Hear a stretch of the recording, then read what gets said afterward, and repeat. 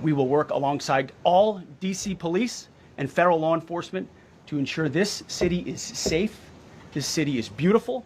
And as I always say about President Trump to the troops, he has their back. And my message to the National Guard and federal law enforcement in Washington is, we have your back as well. Be tough, be strong, we're right behind you. Thank you, Mr. President. I'm going to ask Pam, because she's now, as you heard me say, she's really in charge of a lot of what we're talking about. She's done an incredible job. People are going to start to see the fruits of her labor. And Pam, maybe you could say a few words about what we're talking about here. Sure, President. Let me be crystal clear. Crime in D.C. is ending and ending today. We are going to use every power we have to fight criminals here. President, thank you for caring about our capital. Families come here every summer. Our museums are free. We have the National Zoo. We have the National Gallery. D.C. should be a place where everyone can come and feel safe. Behind me and to my side, we have some of the best career law enforcement and prosecutors in the country who are ready to take this on. As the President said, Terry Cole is going to be supervising the Metro Police Department. Gaddy Serralta, our U.S. Marshal, is going to be supervising command and control, the entire operation.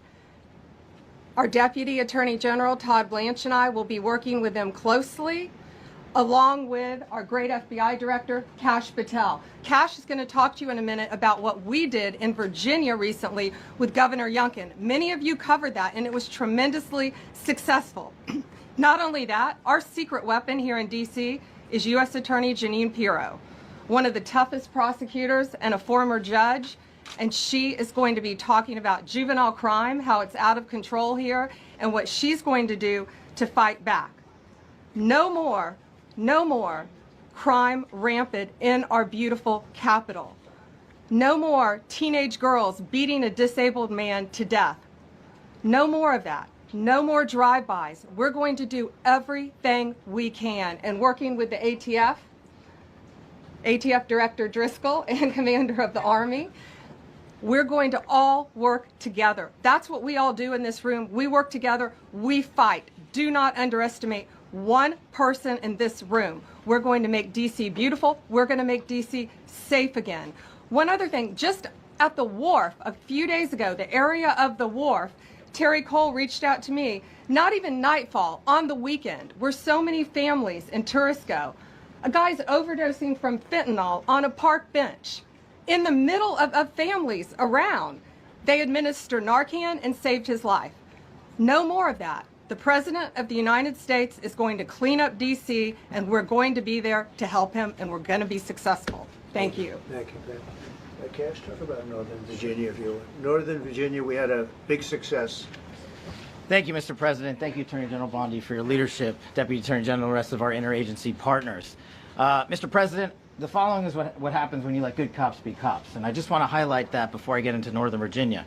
This year alone, under President Trump's administration, we've had over 4,000 child victims identified and found. That's a 33% increase from the same time period last year. 33% increase. We've had a seizure of 1,500 kilograms of fentanyl up to this date. That is a 25% increase since the same time period last year. And just to put it in perspective, 1,500 kilograms of fentanyl is enough to kill 115 million Americans. 115 million Americans. Cops are getting after it. The FBI has arrested 19,000 people this year alone. Thanks to President Trump's administrations, that's double than where we were this time last year. And we have also arrested 1,600 people who have committed violent acts against children. 270 of them are human traffickers of children.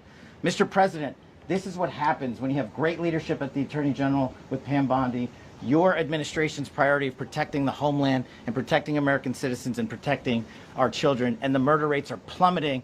We are now able to report that the murder rate is on track to be the lowest in U.S. history, in modern recorded U.S. history, thanks to this team behind me and President Trump's priorities. And how do we do it? And what are we going to bring to D.C.? What we did in Northern Virginia thanks to Terry Cole and Governor Youngkin and the team, we stood up a task force out in my Northern Virginia field office, and we said, let's let good cops be cops. Let's get them the intelligence and what they need, and let's get the red tape out of their way, and let's get DOJ partnered up with us to bring great prosecutions. And that's exactly what we did. In 1 month, we arrested 545 violent felons. 545 in the state of Virginia, thanks to Governor Youngkin's partnership.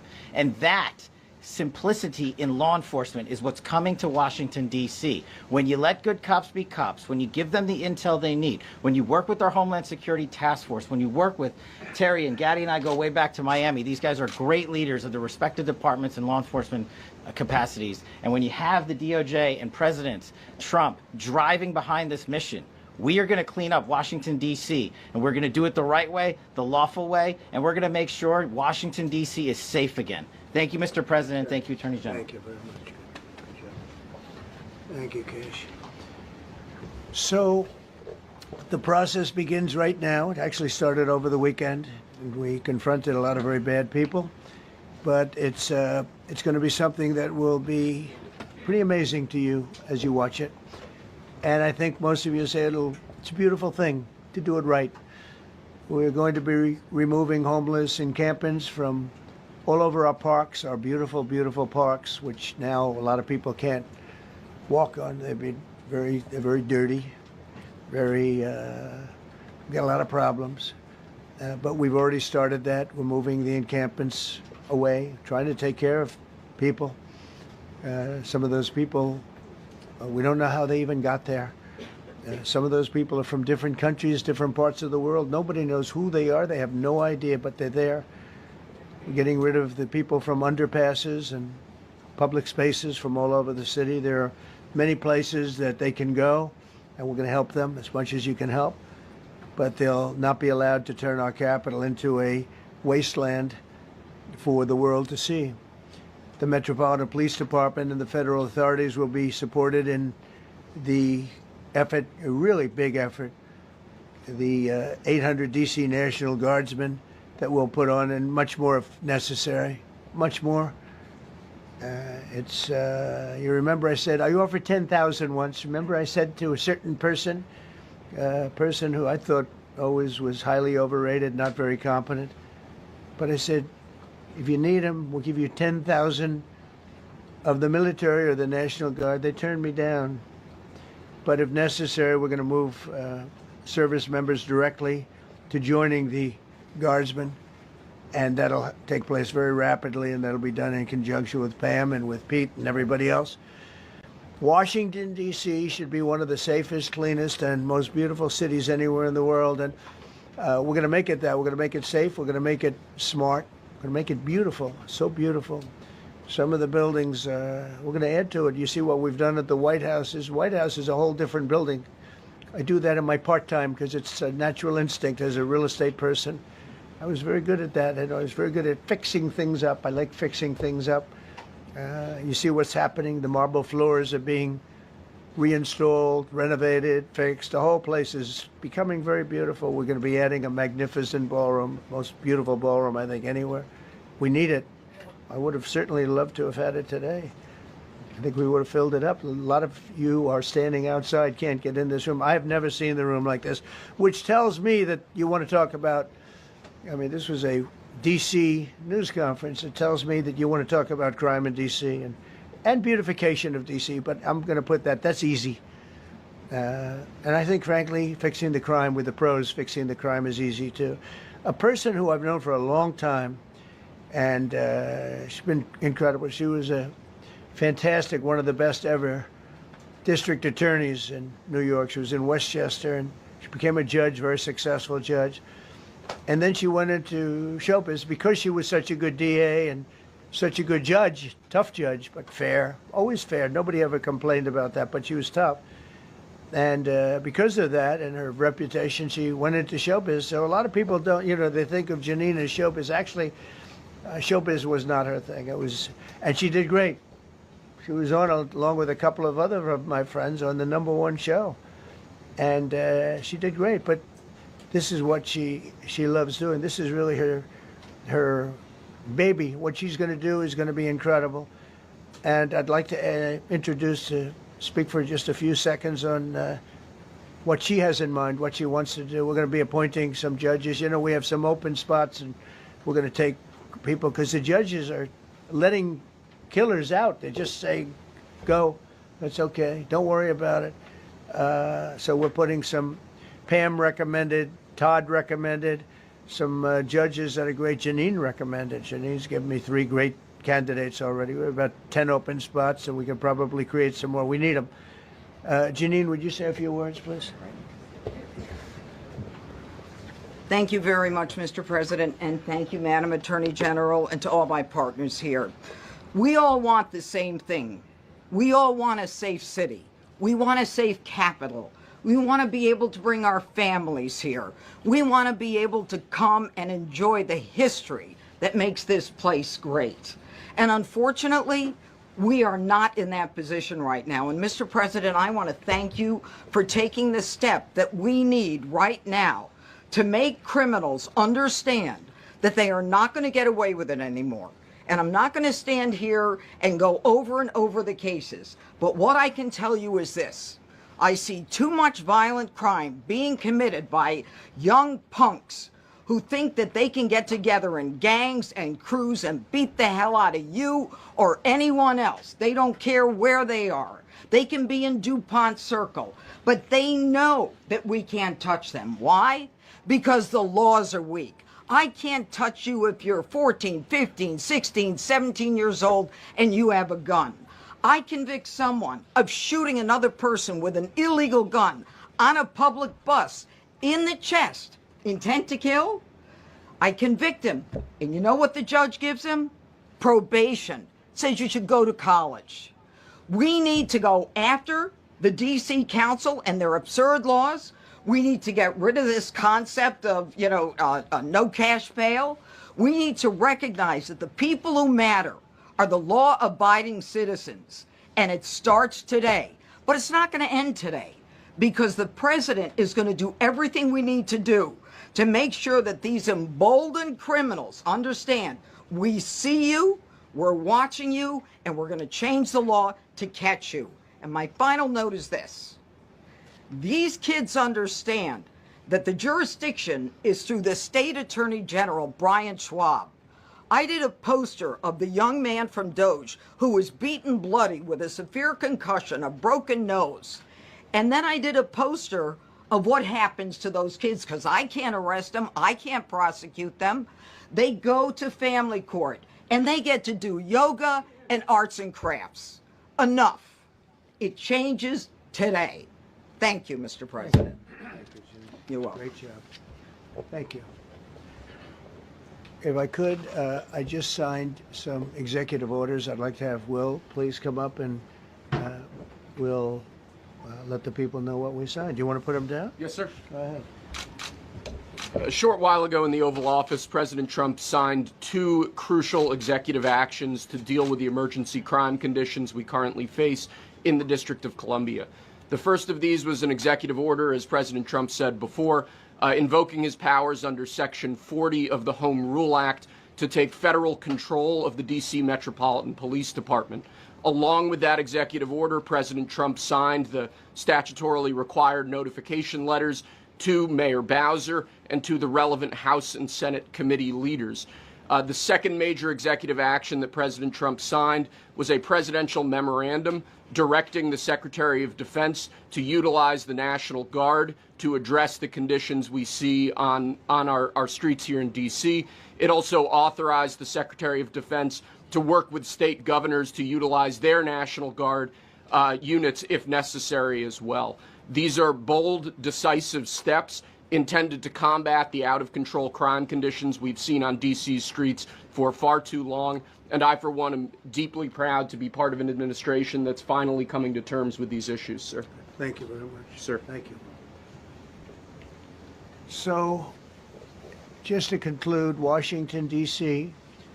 should be one of the safest, cleanest, most beautiful places anywhere in the world. It was years ago. We had one problem that was a pretty big problem. The radical left got out of control and they started trying to rip down statues, and I said, let's go pass a law real fast. We're going to do it real fast, but we were blocked by the Democrats who do not want safety. Nobody gets it. I don't get it. They don't get it because they can't get votes. I don't know how they can win an election with this, but they don't want safety. And I found an old statute, very old, early 1900s, that said if you so much as touch or even think about destroying a statue or a monument in Washington, D.C., you go to jail for 10 years with no probation, no anything. In other words, slightly different than we have today. Today we have cashless bail. There you get jailed 10 years. No curtailed sentence, 10 years. And we took it out. Nobody used it. It was never used because, you know, it's harsh. And you remember they started to rip down the statue of Abraham Lincoln. I said, that's a tough one to rip down. He was pretty good, Pam. I think he was pretty good. When the ropes started going around Abraham Lincoln to pull him down, Andrew Jackson, others, and they were heading to the Jefferson Memorial, Thomas Jefferson. They're going to do a big number there. I said, it's time. And I signed that statute immediately. We had it updated. We made it use the same language, all passed by Congress. And I announced it's 10 years in jail, no probation, no anything, 10 years, no curtail sentence if you touch, so much as touch a statue in Washington, D.C. And it was an amazing sight, beautiful sight. Everybody just left. The ropes were hanging around Andrew Jackson, and there were 2 ropes around Abraham Lincoln. They left the rope. But everybody just left, and that was the last problem we ever had. You know, that was the last problem that we ever had with the statues. They were going wild, and somebody came to me and said, sir, in 1910, I don't want to give you an exact because you'll say, Donald Trump gave us wrong dates around like early on. You know, if I'm slightly off, they make you sound a little bad. So I won't put myself in that position. I won't put you in that position. Because I think everybody agrees with what we're doing today. But when I signed that thing, it was like a miracle. Everybody left. They were gone. They were starting to march down. They started the march toward Thomas Jefferson. And I figured he was always going to be safe. But they found something with him, and they found something with Abraham Lincoln. And even in the name George Washington in California, numerous places changed the name of George Washington High School and various other places. They took George Washington's name. This was a sick, woke culture that I think we've largely ended. And a lot of those people that were woke are now turning out to be the opposite. I won't go so far as to say MAGA. It's a very special category. But they've gotten out of that. But we have people that love this country, and they love this really beautiful capital. It is. I flew over it the other day, and I said, what a beautiful place. But if there's crime all over the streets, when you get there, it doesn't look so beautiful. But we're going to make it beautiful again. We're going to fix it with crime, and we're going to also, as we're doing that, we're going to start doing things that we know how to do, that I know how to do better than anybody, I guess, because of my experience from previous life. But not only are we stopping the crime, we're going to clean up the trash and the graffiti and the grime and the dirt and the broken marble panels and all of the things they've done to hurt this city. And we're going to restore the city back to the gleaming capital that everybody wants it to be. It's going to be something very special. All of these people are really tough. Could I shake your hand, Gaddy, please? You're going to be so important here. You're going to be that guy. I hope I don't have to fire him in 2 weeks because he's too soft. I don't think he's too soft. If I do, I will, though. Is it okay? If you're soft, weak, and pathetic, like so many people, I will fire you so fast. You're not going to have to worry about that. No, I think you're going to do a fantastic job. And everybody in this room, they may not express it, but they all want that to happen. You know, they want to be safe, and they have families too. So it's an honor to have such a large group. I've done this for years now, hard to believe. I've never seen this room so packed. In fact, I'm sure it's a violation of every fire code. but we'll let you stay anyway. You're taking a chance. And with that, we'll say maybe if you could. Oh wow, we could be here all day long. If we could keep the first questions perhaps to this subject, and then we'll go on to a few others. Please. Mr. President, thank you so much. Can you talk about how personal of an issue this is? You talked about flying over the Washington Monument and seeing the pride of what D.C. is. And do you believe that the status of the city, the cleanliness, the way that crime is low, is a direct reflection on how the country is run? Yeah, I do. I think the Capitol, look, everyone comes here. They're all coming. All the leaders, they're all wanting to come. And I say it, I've said it again, but I'm really just quoting other leaders from NATO, from the Middle East, King of Saudi Arabia, Qatar, UAE. I was over there. We brought back $5.1 trillion of investment into our country. But a month and a half ago, I was at NATO. We had a great thing. They agreed to put up 5% instead of 2%. 2% they didn't pay, 5% is already paid. We had a great meeting, and they all said the same thing. They said our country was dead. They thought our country was gone. 1 year ago, they said your country was dead. And now you have the hottest country anywhere in the world. We do. We have the hottest country in the world right now. The tariffs have helped. It's given us not only the money, it's billions, trillions of dollars of money, but it gives us great power over enemies. We solved 5 wars with Pakistan and India. We just solved one. Azerbaijan and, as you know, and Armenia. A war was raging for 37 years. And the 2 leaders got up and they said, we never thought this would be solved. Russia tried to solve it. They all tried to solve it. It was a very tough situation, but we got it done. And I said to the 2 men, I said, are you guys friends? And they had a hard time. They've been killing each other for 37 years, right?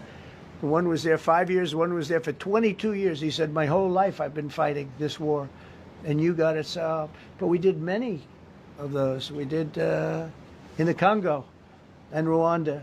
That's been going on for 30 years. 8 to 9 million people killed that they know of, but it was raging, and we got that solved. We got a lot of them done. It's a great honor.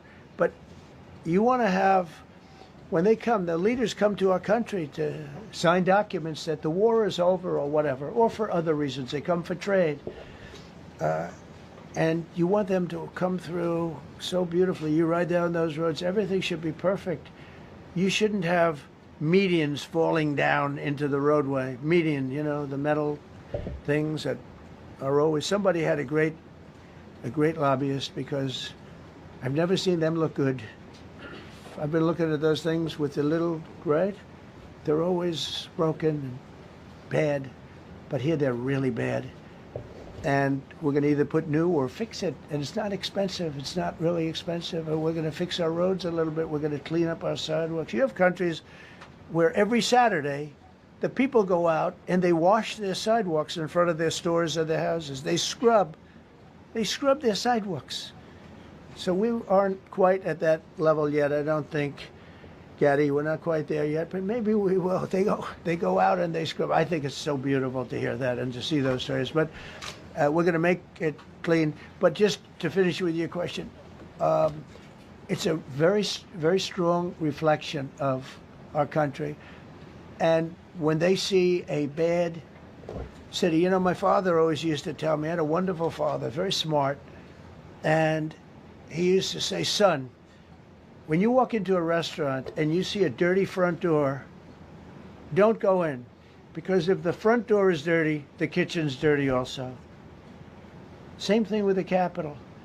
If our Capitol's dirty, our whole country is dirty, and they don't respect us. So it's a very good question, actually. Mr. President, sorry.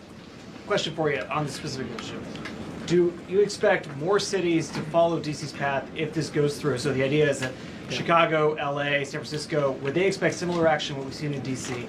And the other question, sir, there's reporting that the administration is going to reclassify marijuana. Would that send mixed messages that if marijuana is okay, some drugs are okay, but we're trying to clean up crime? How do they go hand in hand? We're only looking at that. That's early, but somebody reported it, which is fine. We're looking at it. Some people like it. Some people hate it.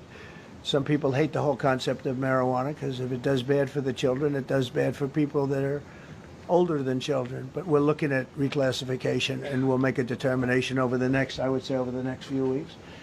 And that determination hopefully will be the right one. It's a very complicated subject, the subject of marijuana. I've heard great things having to do with medical, and I've had bad things having to do with just about everything else. But medical and, for pain and various things, I've heard some pretty good things, but for other things, I've heard some pretty bad things. The other part of your question, I mean, we're just going to see what happens with it all. We're going to have a tremendous success in what we're doing. Other cities are hopefully watching this. They're all watching, just like everyone's watching here. They're all watching, and maybe they'll clean up, and maybe they'll do this and get rid of the cashless bail thing and all of the things that caused the problem. I mean, if you go back, this whole thing with cashless bail is a disaster.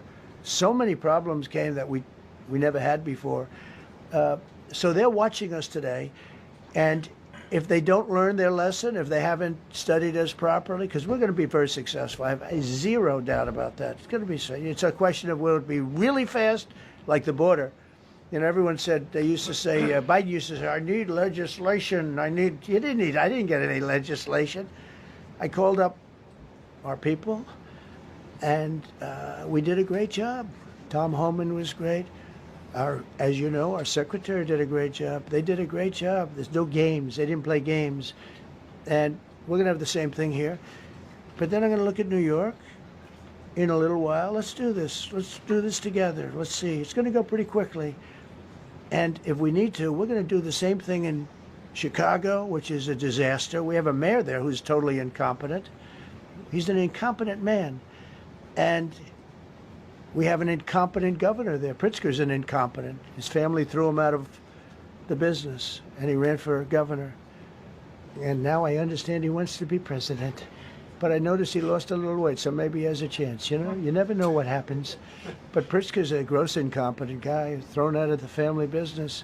But when I look at Chicago and I look at L.A., if we didn't go to L.A. 3 months ago, L.A. would be burning like the part that didn't burn. If he would have allowed the water to come down, which I told him about in my first term, I said, you're going to have problems. Let it come down. We actually sent in our military to have the water come down into L.A. They still didn't want it to come down after the fires. But that was it. We have it coming down. But hopefully L.A. is watching. That mayor also. The city's burning. They lost like 25,000 homes. I went there the day after the fire. You were there. And I saw people standing in front of a burned down home. It was, their homes were incinerated. They weren't like, even the steel was literally, it was all warped and literally disintegrated because of the winds and the flame and the whole thing. It was like a blowtorch. They were standing on this beautiful day, maybe a couple of days after. We gave it a little time because what they had suffered. Almost 25,000 homes. And you see what's happening now. They didn't give their permits. I went to a town hall meeting. I said, we're going to get you the federal permits, which are much harder. Almost immediately, Lee Zeldin is a star. He did an incredible job. They have all their federal permits. They don't have their city permits. And the mayor said to me, we think we could have them in 2 years. I was walking down the street, and I met with firemen and police. And I was saying hello to many people that were standing in front of their homes with yellow tape. You can't go in. You can't go onto the lot. And those people wanted to start rebuilding their homes then and there. And the mayor said, we should be able to get them the permits within 2 years. I said, that's a shame. 2 years? Are you kidding? I'm going to get them the federal permit like almost immediately. 2 years. And she drew it back. Well, maybe 1 year. The place was booing her out of the place. They don't have their permits to build their homes. And now they're talking about putting, this is among the most beautiful areas in the country. Now they're talking about putting low-income housing there. Can you believe this? I love low-income housing. I made money with low-income housing. I built low-income housing. I know more about low-income housing and luxury housing. I know about everything real estate. They want to replace some of those homes with low-income housing. They haven't gotten their permits yet. We've gotten all the federal permits, which are much tougher to get, and it was done almost immediately through Lee Zeldin and Federal Environmental. And I watched the other day, those people are angry. And now, they had tremendous They loved that area. They loved the whole big area, different places, but they loved it. It was all luxury stuff and beautiful stuff, and some wasn't that luxury, but the level of love for that neighborhood, their neighborhoods, was incredible. And you know what? I watch people on television, they want to go, they want to leave. They've lost their spirit, they've lost their heart, because the mayor's incompetent, and Gavin Newsom is incompetent. He's got a good line of bullshit, but that's about it. He's incompetent. And you have Los Angeles is, you know, it's amazing. You know, I called, the first thing I did, I got the Olympics to go there. I was the one that got it. And by a rare thing that happened, I'll be the president. I was very upset because I got the Olympics there, and I said, I won't be president when it comes, but bad things happened, and illegal things happened, really illegal things happened. Now it turns out one good thing was I'm going to be the president for the Olympics for 2050, for 250, which is going to be fantastic, and also for the World Cup. So we have a lot of good things, and I hope 250 is going to be, the 250th anniversary is going to be the best. But when I looked at those people, and I saw last night on television that they still don't have their permits, it's a disgrace what's happened in Los Angeles. Yeah, thank you. The China tariff deadline is tonight. Do you plan to extend that? We'll see what happens. China's been, we've been dealing very nicely with China, as you probably have heard. They have tremendous tariffs that they're paying to the United States of America. And we'll see what happens. They've been dealing quite nicely. The relationship is very good with President Xi and myself. You mentioned your upcoming meeting with President Putin. Can Yeah. you tell us what you hope to get out of that and whether you'll consider inviting President Zelensky to join? So you have to understand, this is a war that should have never happened. This is a war that wouldn't have happened if I were president. It would have never happened. It was the apple of his eye. I got along very well with President Putin. But if you look, under President Bush, they took a lot of territory. Under President Obama, they took a lot of territory. Under Biden, they essentially took the whole thing. You know, it's just a question of time. Under Trump, you know what they took? Nothing, nothing. I was the one that said, you can't build your pipeline. That was half built. I came in, I stopped the pipeline. It's called Nord Stream 2. Nobody knows that, you know. Nobody ever heard of Nord Stream 2. You might have not even heard it. Biggest pipeline in the world. I stopped it. I was not a friend of Russia, but I got along well with Putin. It's always good to get along with other countries if possible, but that doesn't mean you roll over like Biden did. Biden came in and he immediately approved the pipeline. I couldn't believe it. Then they say Trump wasn't tough on Russia. I wasn't tough. I was the toughest. Putin said, if you're not tough, I would hate like hell to see you visit. I stopped the biggest economic development job, the biggest job that Russia had ever built. I stopped it. It was dead. And this low IQ president came in and he let them build the pipeline and supply oil and gas all over Europe, you know. So this is really a feel-out meeting a little bit. And President Putin invited me to get involved. He wants to get involved. I believe he wants to get it over with. Now, I've said that a few times, and I've been disappointed because I'd have like a great call with him, and then missiles would be lobbed into Kiev or some other place, and you'd have 60 people laying on a road dying. I said, that's cold, that's cold. But it's a violent war. 5,000 to 7,000 people a week are dying.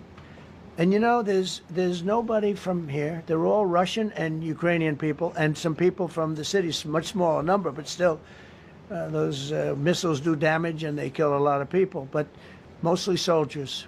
And they're young soldiers, although in the case of Ukraine, they're getting much older. They're drafting 60-year-olds now. It's a terrible thing to witness, and I think I have an obligation. Look, this is Joe Biden's war. This is not my war. I made a deal with NATO a month ago. You covered it very accurately, actually. We don't pay anything anymore. You know, we're not paying anything. They are buying things from us, and NATO is paying us. I got it raised from 2% of GDP to 5%. And they're paying us for everything that we send. We're not paying. But Biden approved $350 billion. Europe has spent $100 billion. The money that's been spent and the death is incredible. It's the worst thing that's happened, by far the worst that's happened since World War II. So I'm going in to speak to Vladimir Putin. And I'm going to be telling him, you got to end this war. You got to end it. And he wasn't going to mess with me. This war would have never happened. You know, we had a discussion about it one time, and we never had that discussion again. Would have never happened. And when the election was rigged, and then Biden took office, which was barely took office, the auto pen took office, bad things started happening. Bad things, stupid things were said. And it ended up in a war. And you know, and I don't believe this will happen anymore because I have that pretty well covered. This could end up in a third world war. This could have been a third world war. I don't think that's going to happen now. But I thought it was very respectful that the president of Russia is coming to our country as opposed to us going to his country or even a third party place. But I think we'll have constructive conversations. Then after that meeting, immediately, maybe as I'm flying out, maybe as I'm leaving the room, I'll be calling the European leaders who I get along with very well. And, you know, I have a great relationship, I think, with all of them. And I get along with Zelensky, but, you know, I disagree with what he's done. Very, very severely disagree. This is a war that should have never happened, wouldn't have happened. But I'll be speaking to Zelensky. The next meeting will be with Zelensky and Putin, or Zelensky and Putin and me. I'll be there if they need. But I want to have a meeting set up between the two leaders.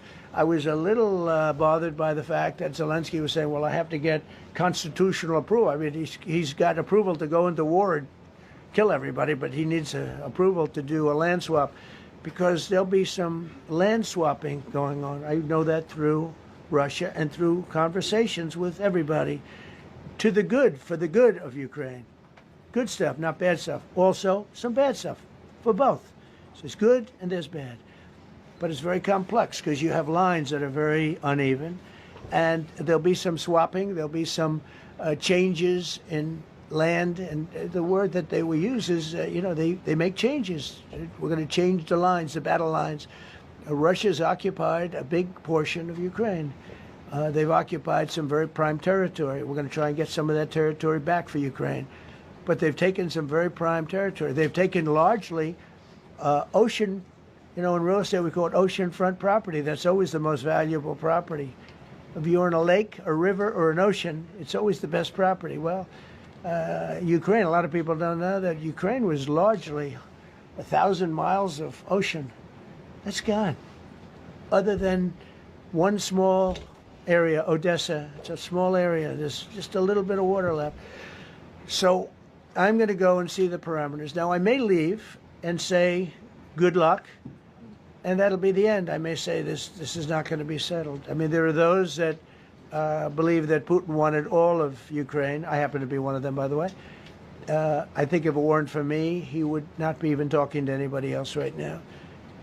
But I'm going to meet with him. We're going to see what the parameters are. I'm then going to call up President Zelensky and the European leaders right after the meeting, yeah. And I'm going to tell them what kind of a deal. I'm not going to make a deal. It's not up to me to make a deal.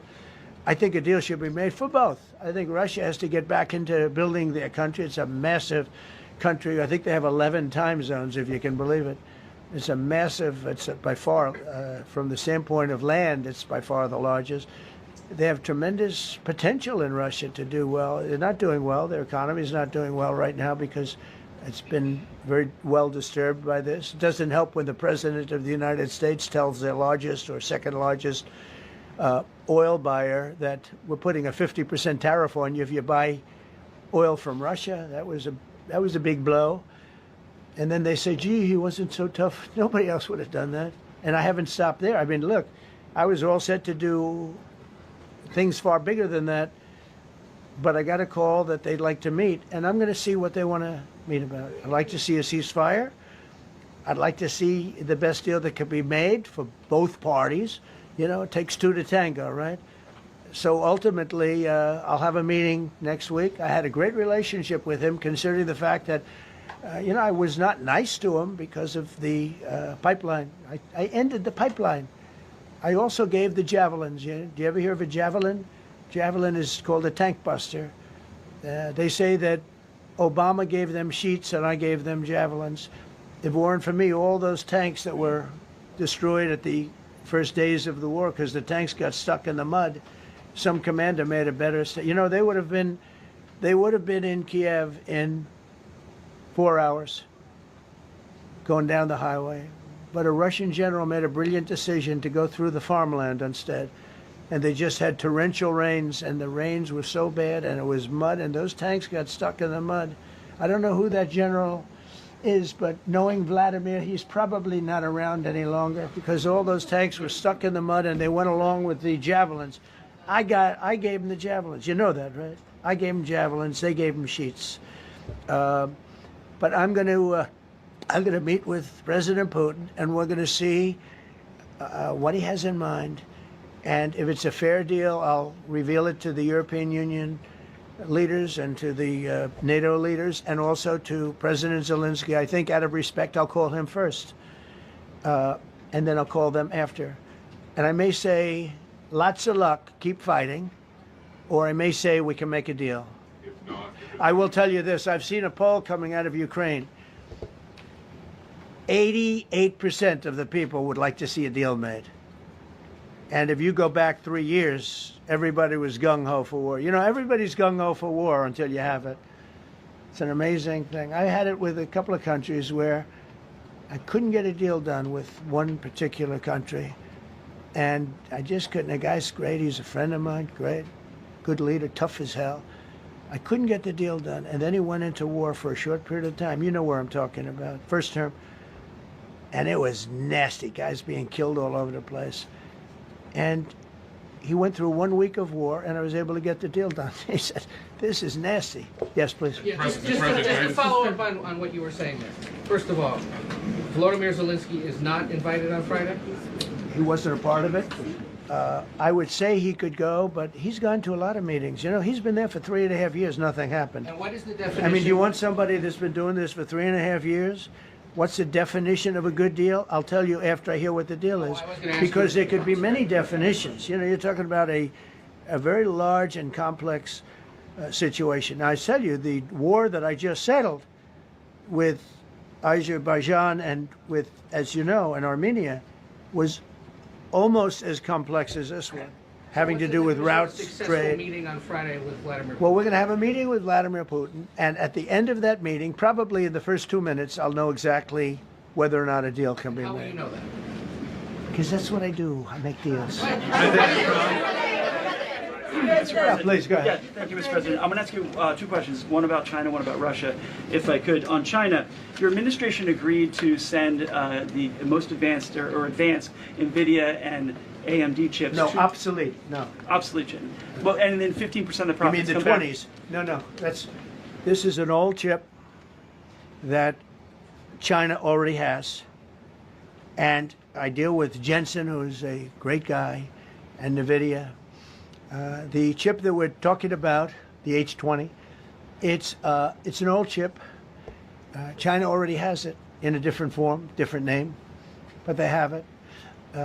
Or they have a combination of two will make up for it, and even then some. Now Jensen Jensen's a very brilliant guy, and Jensen also has a new chip, the Blackwell. Do you know what the Blackwell is? The Blackwell is super duper advanced. I wouldn't make a deal with that, although it's possible I'd make a deal, a somewhat enhanced in a negative way Blackwell. In other words, take 30% to 50% off of it. But that's the latest and the greatest in the world. Nobody has it. They won't have it for 5 years. But the H20 is obsolete. You know, it's one of those things, but it still has a market. So I said, listen, I want 20% if I'm going to approve this for you, for the country, for our country, for the U.S. I don't want it myself. You know, every time I say like 747, I want, yeah, for the Air Force. So I just wanted, so when I say I want 20, I want for the country. I only care about the country. I don't care about myself. And he said, would you make it 15? So we negotiate a little deal. So he's selling a essentially old chip that Huawei has a similar chip, a chip that does the same thing. And I said, good, if I'm going to give it to you, because they have a, they have a stopper, what we call a stopper, not allowed to do it. It's really known as a restrictive covenant. And I said, if I'm going to do that, I want you to pay us as a country something because I'm giving you a release. I released them only from the H-20. Now, on the Blackwell, I think he's coming to see me again about that. But that will be a unenhanced version of the big one. Like, I don't know if you know it, we will sometimes sell fighter jets to a country and we'll give them 20% less than we have. Do you know what I mean, right? That's the same. So on Russia, do you see a time, Mr. President, when there could be normal trade between the U.S. and Russia? Should your meeting go well, should there be peace? I do, yeah. Russia has a very valuable piece of land. If Vladimir Putin would go toward business instead of toward war, you know, it's a warring nation. That's what they do. They fight a lot of wars. A friend of mine said Russia's tough because they just keep on fighting. They beat Hitler, so did we, and they beat Napoleon. You know, they've been doing this for a long time. I asked a question to a very, very smart man that some people like and some people don't like. Viktor Orban, right, from Hungary, the head of Hungary, and he's in that same area and knows the two countries very well. I said, this was before Biden didn't do anything to get us out of it. He could have gotten us out of that. It would have never happened. I said, so can Russia be beaten by Ukraine? He looked at me like, what a stupid question. He said, Russia's a massive country, and they win their country, and they win their life through wars. They fight wars. That's what they do. He said, China beats you with trade. Russia beats you with war. That was a very interesting statement. China's not beating us with trade, not when I'm in charge. But they were beating Biden with trade, but they never beat us with trade. Don't forget, China had to pay $400 billion worth of tariffs when I was last time. That was last time. And if we didn't have COVID, all of this stuff we would be loaded. We're finding hundreds of billions of dollars of cash is pouring into our country now because of tariffs. And all we're doing is we're doing what they do to us. It's so beautiful to see it. They found last month, as you saw, $25 billion of excess cash flow. They're saying, where did it come from? I said, I'll tell you where it came from. It came from a place called tariffs, and we're doing very well. We're really doing well. But I expect to have a meeting with Putin that I think it'll be good, but it might be bad. And I'm here for one reason, to get rid of a war that somebody else started. Should have never happened. And if I could end it, great. Complex war, a lot of bad blood, But Zelensky's been there for 3.5 years. So if you put him in a room, now I will say this, ultimately I'm going to put the two of them in a room. I'll be there or won't be there. And I think it'll get solved. Yeah, please be. Thank you, Mr. President. Excuse me, I'm going to suggest, because do you have any other questions on DC? Because I don't want them to be. Wait. These are incredible people. I don't want them to be standing up here on subjects that. Does anybody have a question of them? And then you guys can leave. Okay, a question, Brian, go ahead. Thank you, Mr. President. All right. And by the way, this is only on DC, and then they're going to leave because it's unfair to have them stand up here all day long. I Brian. agree. I've got two questions for you. First, about DC. This is personal for me as well. Last year, I was robbed on the streets by one of these teenage thugs.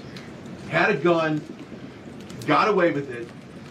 Let's talk about the effort that between law enforcement, prosecutors, and judges, because talk about how we've got to get these judges and put these kids behind bars. Right. Adult crimes deserve adult penalties. And my second question, I'll after you answer that, please.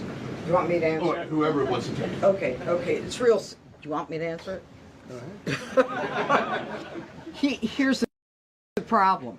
Assuming that they're 17 years, older than 17 years old, if they're under 18 years of age, I can only get the case if it's murder, rob one, rape, or even if they shoot a gun but don't kill you, I can't get it.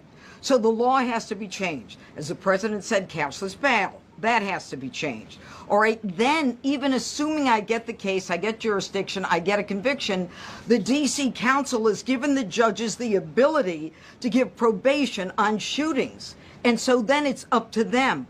All of these things, the Youth Rehabilitation Incarceration Reduction Act, and now they want to seal records. So if we work hard, we get a conviction, they want to wipe it out. So that needs all to be changed. Okay, Mr. Question. Pam, would you answer that also? Yeah, and just back to that topic. Let's be clear though. We're going to charge them and we're going to track every single thing they do throughout every step of the court process and report back to you and let all of you know what's happening to them, because the people who are prosecuting them, the judges who are trying them, they also need to be held accountable. Mr. President, you also made a comment. You made a comment when you walked out here. This is the most people we've ever seen in this briefing. I've never seen ever, right? I've never seen any. Where's Caroline? Where's my superstar? Caroline. Is Caroline in the back? Where's Caroline? Come here, Caroline. Come here, Caroline. Come here. Is she doing a good job, by the way? Come here. Is this the largest crowd that you've ever seen? This is definitely the most packed briefing, and I think all of you would agree. I think it's why we need to build a ballroom. Mr. President, I have a better idea. All right, Brian, go ahead. My question is this. You're building the big, beautiful ballroom. Yeah. Could we build a big, beautiful briefing room, updated technology, more seats? I don't want to do that. I don't want you to be comfortable. So no, I don't want to make life comfortable. So look. Let's just do this. Let's do this. It's going to be a big thing. We're going to Russia. That's going to be a big deal. What happens, happens. I'll let you know what happens. You'll be the first to know. I'll be calling the European leaders. I'm going with totally. I mean, we have a lot of talks. They're great people. They're great leaders, actually, and they want to get back. Honestly, as one of them said, I've OD'd on trying to settle Ukraine. They've OD'd, meaning they've overdosed on the settlement of Ukraine. Not a nice expression, but boy, is it accurate. They're tired of it. They want to get back to spending money on their countries. You know, Biden gave them $350 billion. Europe gave $100 billion. It should be much more than that. Shouldn't have been that kind of equalization, but they didn't. But you know what? Still a lot of money. They want to get back to building their own countries. They really want it resolved. My relationship with the European leaders, as you saw, is extremely good. It's perfect. It's beautiful. Wait. And we're going to try. I'll be in touch with them. I have 5 of them call me. You think it's easy? There are a lot of European leaders, but they rely on me. Very much rely on me. If it wasn't for me, this thing would never get solved until the last person breathing is dead. Would you talk to them before? Yeah, I did. I'm talking to them right now. So I'm talking to the European leaders. I'll be talking to President Zelensky. I'm going to get everybody's ideas. I go into that thing fully loaded right up there, and we're going to see what happens. Now, I think one of 2 things is going to happen. It's going to be a good meeting, and we'll go a step further. We'll get it done. I'd like to see a ceasefire very, very quickly. Very quick. I'd like to see it immediately, but I'd like to see it very quickly. And we're going to be dealing with the European leaders, and we're going to be dealing with President Zelensky, and hopefully we're going to have a great success. As far as this, what we did today, and I think you were here for D.C. more so than even Russia, because Russia will be, we have a couple of days to go, but the Russia is going to be very interesting. But to me, what is very exciting, and we're going to take back our capital. We're going to make it beautiful again, but we're going to make it, more importantly, safe again. It's going to be so safe. It's going to be a model. And then we'll look at other cities also. But other cities are studying what we're doing. And you have some capable people in other cities. They can do it too. But we have a great group of professionals. We're going to have a safe, beautiful capital, and it's going to happen very quickly. Thank you all. Thank you.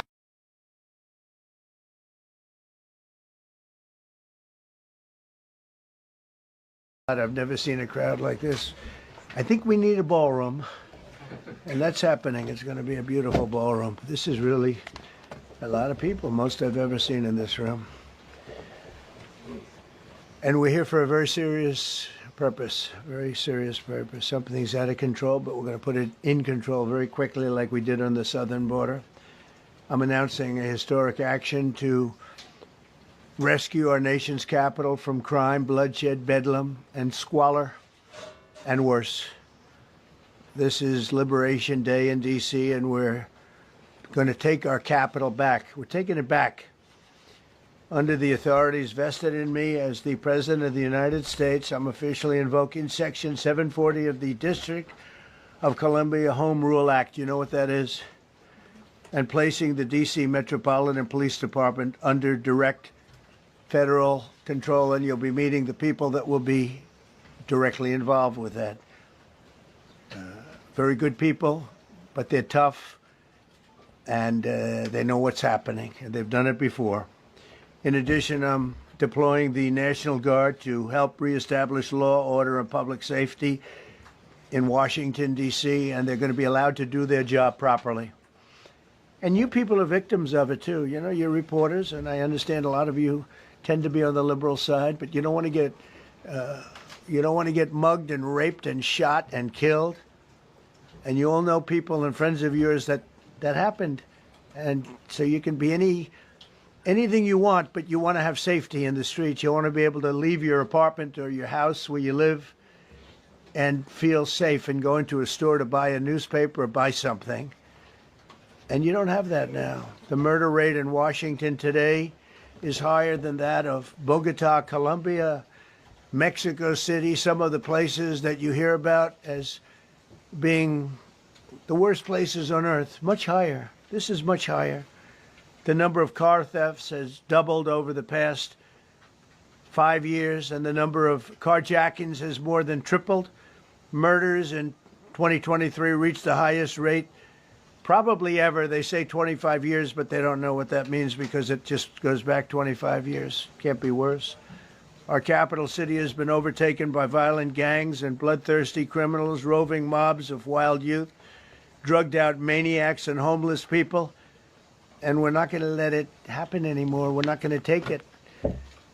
Just like we did on our southern border. Nobody comes through our southern border anymore. 3 months in a row, we had zero. I don't know if that's right, but the people that do the work, it's a very liberal group of people, actually, and they actually said zero for the last 3 months. Nobody thought a thing like that was possible. And, you know, when you take a look at numbers, I just saw some charts. These are different cities throughout the world. Red is, okay, the red is a place called Washington, D.C. Look at these. Baghdad we doubled up on Baghdad. Panama City, Brasilia, San Jose, Costa Rica, Bogota, Colombia, heavy drugs. Mexico City, I mentioned, Lima, Peru, all double and triple what they are. So do you want to live in places like that? I don't think so. I don't think so. And I think the people in this room, if you wrote correctly, you'd see, look at the kind of numbers we have. D.C., 41 per 100,000, number one that we can find anywhere in the world. Other cities are pretty bad, but they're not as bad as that. Is that where you want to live? The reporters of the world? Juvenile offenders and crimes against persons, as they say. It's getting worse. Not getting better, it's getting worse. And we had a recent indication. There was a story about a man who was just left. He quit because he was asked to do phony numbers on crime. And we're going to look into that. I think Pam is going to be looking into that. But he was asked by the city, I guess, that we don't want to show the real numbers. Let me do numbers so it looks like it's going down. Not going down. And under Biden, it was a disaster. And nobody did anything about it. We're going to do things about it like you wouldn't believe.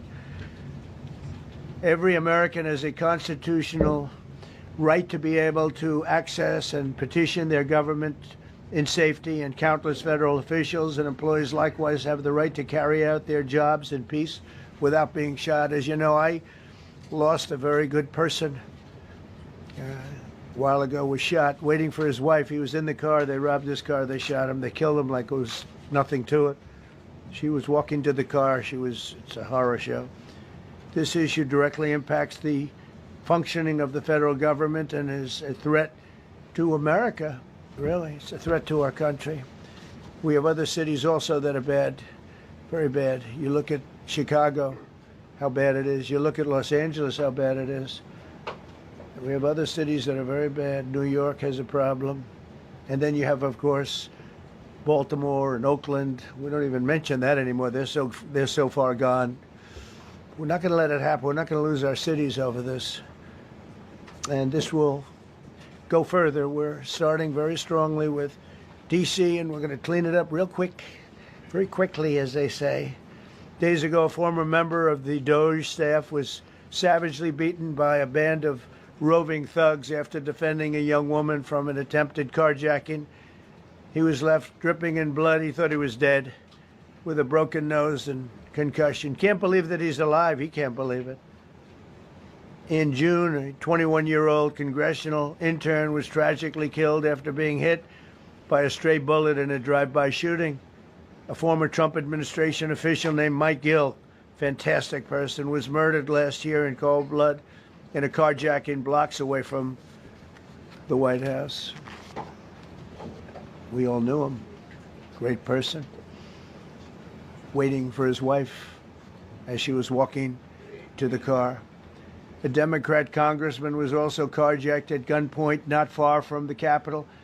And in 2023, an aide to Senator Rand Paul was stabbed in the chest and head by a demented lunatic as he walked down the street, just absolutely for no reason.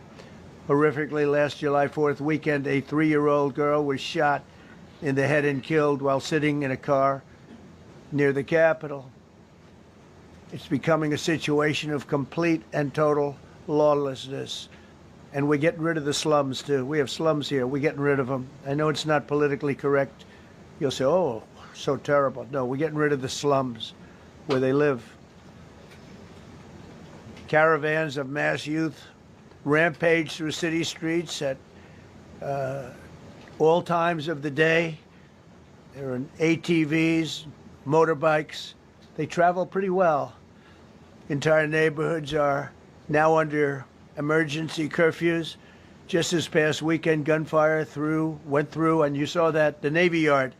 I saw it this morning. They saw that they fought back against law. See, they fight back until you knock the hell out of them, because it's the only language they understand. But they fought back against law enforcement last night.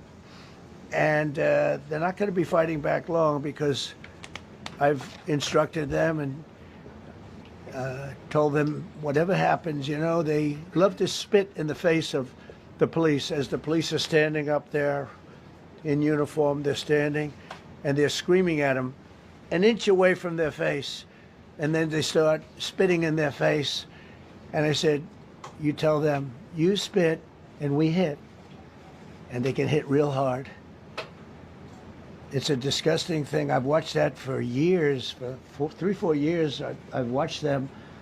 The police are standing, and they're told, don't do anything under any such, so and you can see they want to get at it.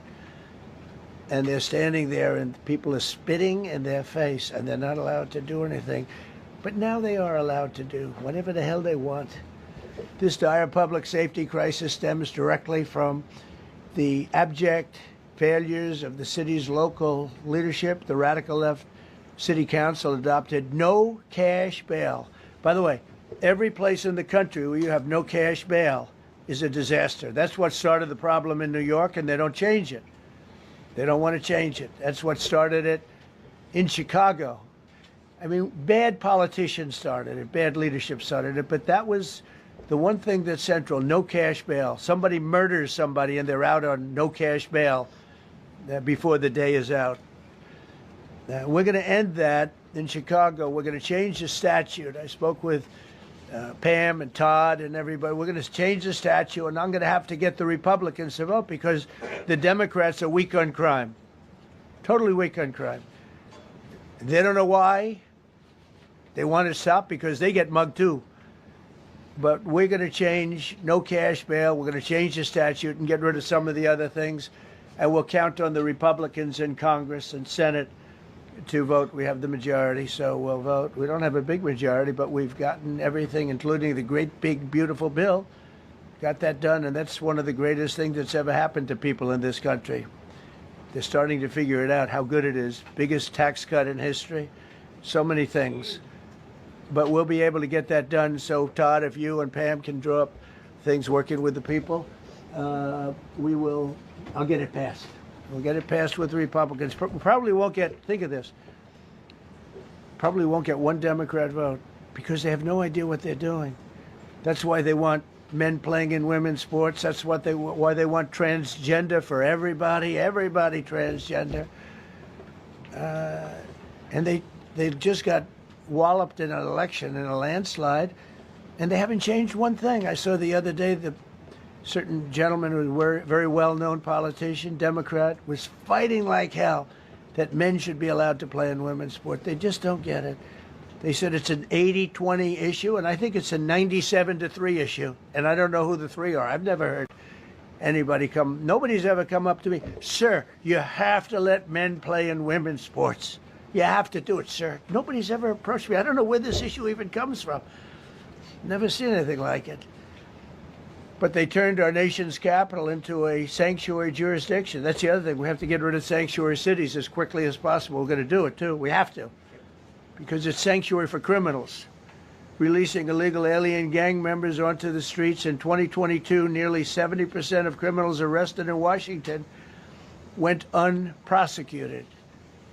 That's not going to happen with the group we have standing aside and standing behind me. And at the Metropolitan, would go toward business instead of toward war. You know, it's a warring nation. That's what they do. They fight a lot of wars. A friend of mine said Russia's tough because they just keep on fighting. They beat Hitler, so did we. And they beat Napoleon. You know, they've been doing this for a long time. I asked a question to a very, very smart man that some people like and some people don't like. Viktor Orban, right? From Hungary, the head of Hungary, and he's in that same area and knows the two countries very well. I said, this was before Biden didn't do anything to get us out of it. He could have gotten us out of that. It would have never happened. I said, so can Russia be beaten by Ukraine? He looked at me like, what a stupid question. He said, Russia's a massive country, and they win their country and they win their life through wars. They fight wars. That's what they do. He said, China beats you with trade. Russia beats you with war. That was a very interesting statement. China's not beating us with trade. Not when I'm in charge. But they were beating Biden with trade, but they never beat us with trade. Don't forget, China had to pay $400 billion worth of tariffs when I was last time. That was last time. And if we didn't have COVID, all of this stuff we would be loaded. We're finding hundreds of billions of dollars of cash is pouring into our country now because of tariffs. And all we're doing is we're doing what they do to us. It's so beautiful to see it. They found last month, as you saw, $25 billion of excess cash flow. They're saying, where did it come from? I said, I'll tell you where it came from. It came from a place called tariffs, and we're doing very well. We're really doing well. But I expect to have a meeting with Putin that I think it'll be good, but it might be bad. And I'm here for one reason, to get rid of a war that somebody else started. Should have never happened. And if I could end it, great. Complex war, a lot of bad blood, But Zelensky's been there for 3.5 years, so if you put them in a room. Now, I will say this. Ultimately, I'm going to put the two of them in a room. I'll be there or won't be there, and I think it'll get solved. Yeah, please be happy.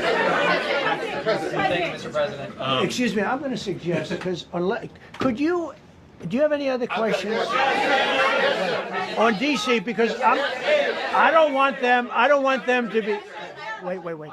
These are incredible people. I don't want them to be standing up here on subjects that, does anybody have a question of them? And then you guys can leave. Okay, a question, Brian, go ahead. Thank you, Mr. President. All right.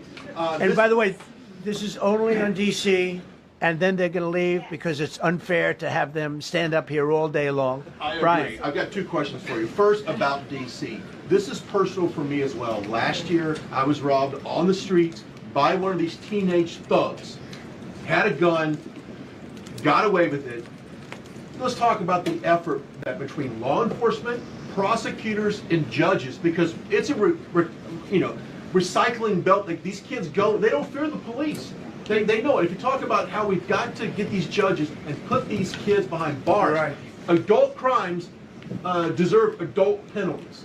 And my second question, I'll after you answer that, please. Do you want me to answer it? Whoever wants to take it. Okay. It's real. Do you want me to answer it? Go ahead. Here's the problem.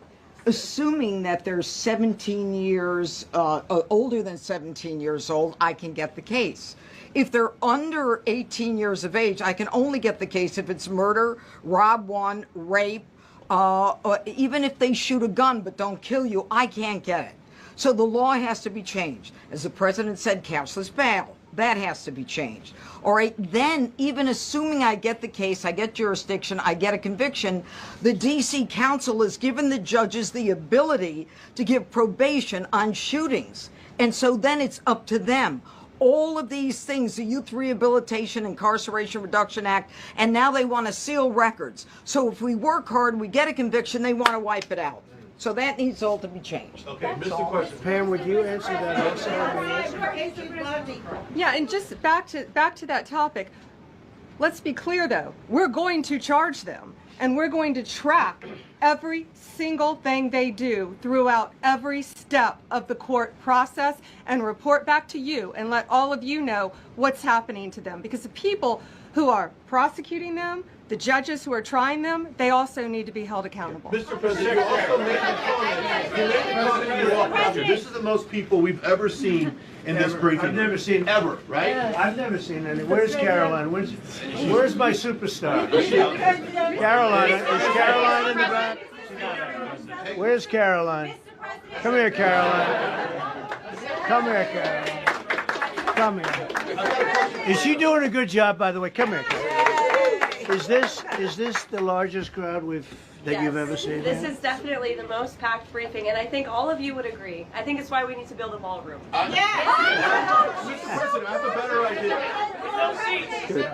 All right, Brian, go ahead. My question is this. You're building the big, beautiful ballroom. Yeah. Could we build